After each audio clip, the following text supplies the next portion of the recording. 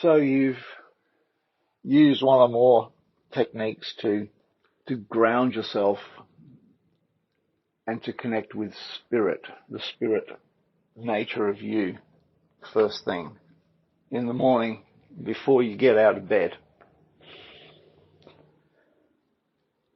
Well done, and thank you. The next step, of course, is how you bring spirit into daily life and bring that calm that I assume you experienced in the either in the one conscious breath exercise or in the seeing the spaciousness in the room exercise or any of the other exercises that you may or may not have heard that I've spread around the place lately. If you want a list of those, just, get in contact with me and I will send you the videos or the audios of 3 or 4 different ways to quickly connect to your spirit self, because that's where it all starts. The next thing, of course, is you get up, you get out of bed, you start your day. And this becomes a bit of a personal preference as to how you do it. Because if you live alone, it's easy. You're not going to be assaulted, I guess, by the other members of your household, be them family or housemates or whatever. And you can more easily choose what it is that you want to do. You can more easily not be triggered by anyone else if no one else is there. And I'm not going to suggest that you get up early in the morning before everyone else gets up, because that can be difficult if you're at that stage where it's hard enough to get out of bed anyway. But I'm going to suggest that if you can do that, that's a good thing. If you have a house full of people, even just 2 of you, you and your partner, getting a moment of time at sunrise to take the next step can be absolute gold. But no pressure. You don't need to do that. But if you do, it will be very helpful. What you do as you start your day is perhaps you need to get outside. Go for a walk. Go to the local park. Take your shoes off. Stand on the grass. Or do it in your own backyard. Stand on the grass. Feel the spaciousness around you. Breathe it in and send that energy down to Mother Earth.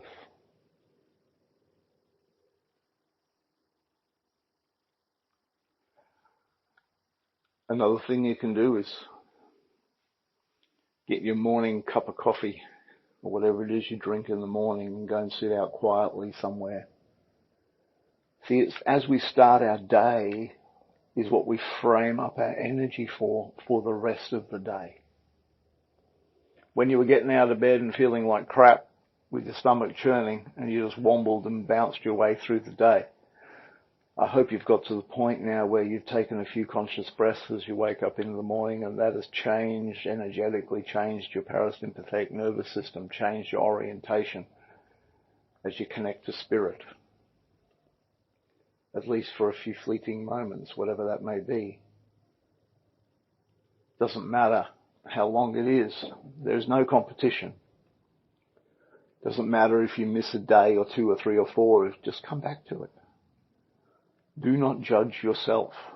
You, even if you're just listening to these podcasts or however you're getting this information, even if all you're doing is listening, you are doing something. And I applaud you for doing something. You got your cup of coffee, sitting there, looking at the spaciousness around you. breathing into the sky, the trees, the backyard, the flowers, the plants, anything. Something nature-wise is good.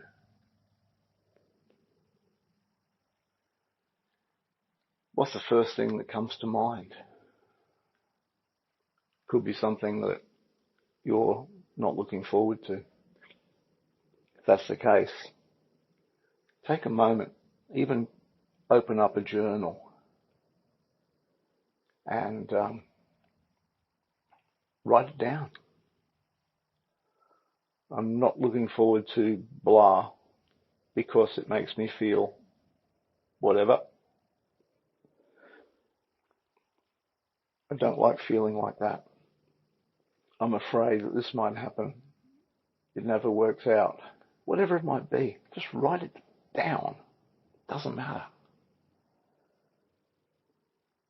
Put a line under that. You've just uncovered one of your triggers, something you're not looking forward to, or that you're anxious about, or depressed about, or whatever, and how it makes you feel. What is it? What happened? What are you worried might happen? And how does it make you feel? Now, as I said, you put a line under that. Now, what would you prefer to happen? Okay. Now, this is not bounded by the realm of possibility. What clearly would you prefer to happen in that circumstance?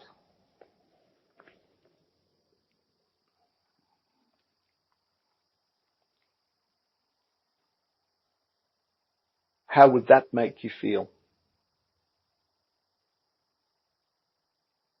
I'm not going to give examples. You can do this. What would you prefer to happen with that thing? What is the actual end result that you want to achieve with that particular thing? How would that make you feel if that actually happened? Don't worry about whether you believe it could or not. That's beside the point. How would you feel if that happened? Pause. Take a sip of your coffee. Take a sip of your coffee. Think about how that feels.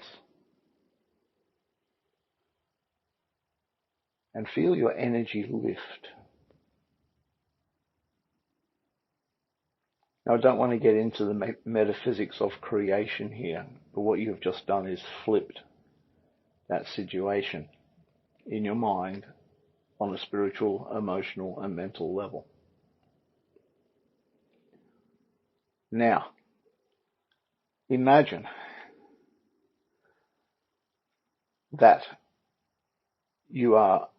that has already happened and that you have this feeling with you.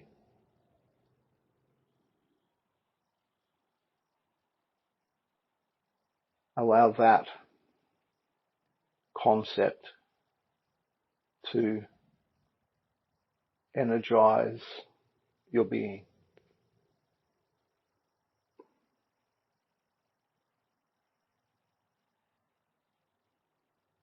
Finish your coffee. Go about your day. Don't even think about it for the rest of the day. Go and do that thing. Or, if you can't find the motivation to do that thing, don't do that thing. No pressure. Doesn't matter. Because what you are doing is something. And if you don't do that thing today and it's something that you really should, but you don't feel like doing it, don't do it. Tomorrow. Get up before you get out of bed or sitting on the loo. Breathe into a conscious breath. Feel that connection with your higher self. The spaciousness between all things. Get up. Have a cup of coffee. Feel into that thing again. How does it feel now? I will guarantee that the second morning it will feel different to what it felt like on the first morning. Check your notes. What would you prefer to happen?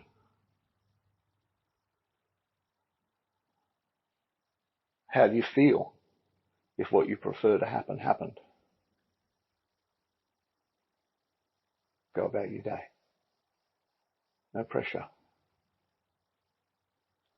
And you can repeat this as many times as you need to. If you want help with this, you can get in touch with me. I will help you. This is the path forward from the sick feeling in the pit of your tummy, or the head spin of overwhelm, or whatever it might be that is disturbing you and wrecking your life. This is the path forward. So reach out if you need to. I will help you.